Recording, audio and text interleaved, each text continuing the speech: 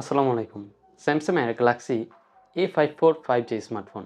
এই স্মার্টফোনটি কিছুদিন আগে বাজারে এসেছে এবং এই স্মার্টফোনটির কিছু স্পেসিফিকেশন এবং বিস্তারিত আলোচনা আজকের ভিডিওতে আপনার সাথে শেয়ার করব। কী স্পেসিফিকেশন থাকছে, ফোনটির প্রাইস কত হতে পারে, বাংলাদেশে কবে আসবে বা আসলেই কেমন প্রাইস হতে পারে, আপনার জন্য কেমন হবে, কী সমস্যা থাকবে, এগুলো নিয়ে মূলত আলোচনা হবে আজকের ভিডিওতে। সো ভিডিওটি অনেক ইন্টারেস্টিং হতে যাচ্ছে। ভিডিওটি প্রথম থেকে শেষ পর্যন্ত দেখুন এবং চ্যানেলে নতুন হলে এবং পেজে নতুন হলে চ্যানেলটিকে সাবস্ক্রাইব এবং পেজটিকে ফলো করে রাখবেন। সো চলুন মূল ভিডিওতে চলে যাওয়া যাক।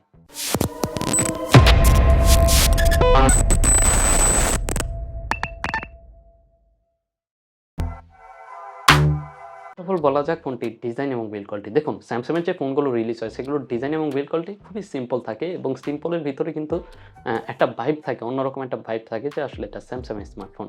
সো এই ফোনটার বেলাও ঠিক তেমনটাই ছিল। ফোনটির ডিজাইন এবং বিল্ড কোয়ালিটি একেবারেই সিম্পল ছিল। ফোনটির থিকনেস ছিল 8.2 মিলিমিটার। আর বিল্ড কোয়ালিটির কথা বললে ফোনটির পেছনে প্লাস্টিক এবং বডিতেও ফ্রেমে এবং বডিতে দুইটাতেই কিন্তু প্লাস্টিক ব্যবহার করা হয়েছে। ফোনটির ওজন ছিল 202 গ্রাম এবং ফোনটির পোর্টস অ্যান্ড বাটনের কথা বলে সব ধরনের পোর্টস অ্যান্ড বাটন থাকলেও 3.5mm জ্যাক থাকছিল না। ফোনটি আপনারা 4টা ভেরিয়েন্টে পাচ্ছেন: লাইম, গ্রাফিকা, হোয়াইট এবং ভায়োলেট কালার।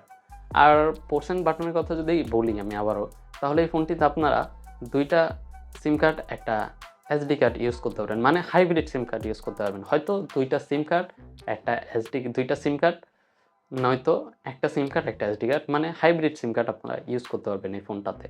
তাছাড়া এই ফোনটাতে সিম কার্ডেরও কিন্তু সুবিধা থাকছে। সো ওভারঅল ডিজাইন এবং বিল্ড কোয়ালিটির কথা বললে ডিজাইন এবং বিল্ড কোয়ালিটি যথেষ্ট ঠিকঠাকই ছিল এবং মজবুতই ছিল। ফোনটা দেখতেও খুবটা ভালোই লাগছিল। ফোনটি ডিসপ্লে সেকশন নিয়ে কথা বলা যাক বা ডিসপ্লে নিয়ে কথা বলা যাক। ফোনটিতে ব্যবহার করা হয়েছে 6.4 ইঞ্চির একটা সুপার অ্যামোলেড ডিসপ্লে, যেখানে 120Hz রিফ্রেশ রেট থাকছে। তাছাড়াও ফোনটির ডিসপ্লে রেজলিউশন ছিল 1080x2340 পিক্সেল। আর ফোনটির ডিসপ্লেতে 303 ppi ডেন্সিটি থাকছে। ফোনটির ডিসপ্লেতে প্রোটেকশন হিসেবে থাকছে কর্নিং গরিলা গ্লাস 5। তাছাড়াও ফোনটির চিন এবং বেজেলস নিয়ে যদি আমি কথা বলি, তাহলে ফোনটির চিন আমার কাছে অ্যাভারেজ লেগেছিল। ফোনটির উপরে একটা পাঞ্চল রয়েছে যেটা ঠিকঠাক পজিশনই ছিল। তাছাড়াও আমি আরেকটা কথা যেটা বলছিলাম, ফোনটির চিন আমার কাছে ঠিকঠাক লেগেছে বা অ্যাভারেজ লেগেছে। তবে ফোনটির বেজেলস নিয়ে আমার কিছু কমপ্লেন আছে। সেটা হলো বেজেলসটা একটু মোটা করে ফেলা হয়েছে, যার কারণে ফোনটির লুকটা দেখতে কিছুটা অদ্ভুত লাগছিল। তবে এতটাও না, মিডলে মানে মাঝামাঝি রাখা হয়েছে। তবে বেজেলসটা যদি আরেকটু চিকন হতো তাহলে ফোনটা জোস লাগতো। তো এই ছিল মূলত ফোনটির ডিসপ্লে নিয়ে বিস্তারিত। আর ওভারঅল মাল্টিটাস্কিং বলেন, সব দিক থেকে কিন্তু ডিসপ্লে যথেষ্ট কালারফুল ছিল, ব্রাইট ছিল, গেমিং বলেন, সব দিকে কিন্তু এই ডিসপ্লেটা মানানসই ছিল। এবার ফোনটির পারফরমেন্স সেকশন নিয়ে কথা বলা যায়। হ্যাঁ, পারফরমেন্স সেকশন।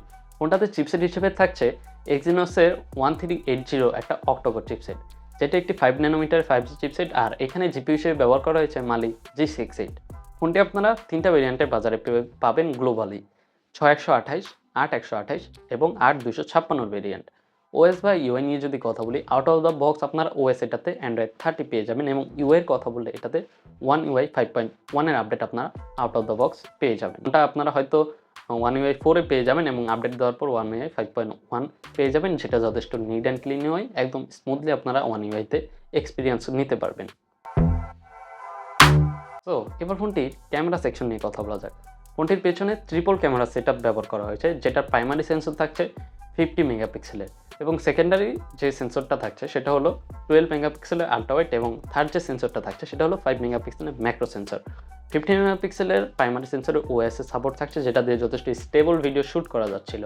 আর ভিডিও কোয়ালিটির কথা যেহেতু বলেই ফেলেছি, সো ভিডিওর কথা বললে এই ফোনটাতে 4K 30 fps পর্যন্ত আপনারা ভিডিও করতে পারবেন।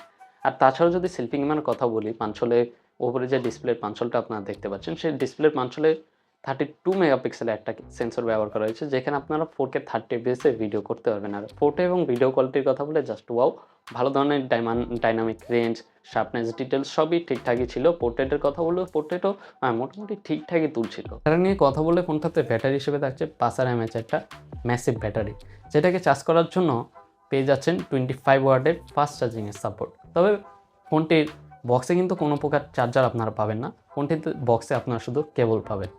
সো এই ছিল ফোনটির বিস্তারিত। আর ফোনটির প্রাইস নিয়ে যদি আমি কথা বলি, তাহলে এই ফোনটি 8128GB যে ভেরিয়েন্ট, সেটা বাংলাদেশে 58,999 টাকা ধরা হয়েছে। সো এই বাজেট রেঞ্জে ফোনটি কেনা ঠিক হবে কিনা? আসলে দেখুন, স্যামসাংয়ের ফোন যখন রিলিজ হয় তখন কিন্তু স্যামসাং প্রাইসটা একটু হাই দেয়, তারপরে কিন্তু আস্তে আস্তে প্রাইসটা কিছুটা কমে। সো আপনারা কিছু ওয়েট করুন, যদি এটার প্রাইসটা 50-এ এসে পড়ে তাহলে একটা বেস্ট ফোন হবে আমি বলবো।